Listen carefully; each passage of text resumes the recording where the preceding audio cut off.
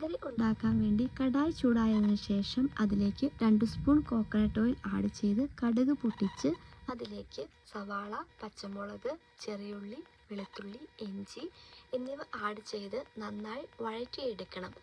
നന്നായി വഴറ്റിയെടുത്തതിന് ശേഷം അതിലേക്ക് മഞ്ഞൾപ്പൊടി, മുളക് പൊടി എന്നിവ ആഡ് ചെയ്ത് നന്നായി മിക്സ് ചെയ്യണം. എന്നിട്ട് കുടംപുളി ഇട്ട് വെച്ച വെള്ളം ഇതിലേക്ക് ആഡ് ചെയ്ത് നന്നായി തിളയ്ക്കാൻ അനുവദിക്കണം. തിളച്ചതിന് ശേഷം ഇതിലേക്ക് ഉപ്പ്, കറിവേപ്പില എന്നിവ ചേർക്കാവുന്നതാണ്. കഴുകി വാരി വെച്ചിരിക്കുന്ന മീൻ കഷ്ണങ്ങൾ ഇതിലേക്ക് ഇപ്പോൾ ചേർക്കാവുന്നതാണ്.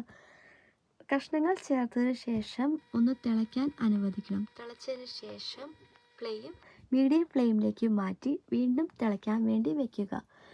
എണ്ണ തെളിഞ്ഞു വന്നാൽ മീൻകറി റെഡിയായെന്നാണ് അർത്ഥം. അപ്പോൾ മീൻകറി ഏകദേശം റെഡി ആയിട്ടുണ്ട്. ഇനി ഉപ്പ് നോക്കാം. ഉപ്പ് ഓക്കെയാണ്. അപ്പോൾ മീൻകറി റെഡിയാണ്. Thank you.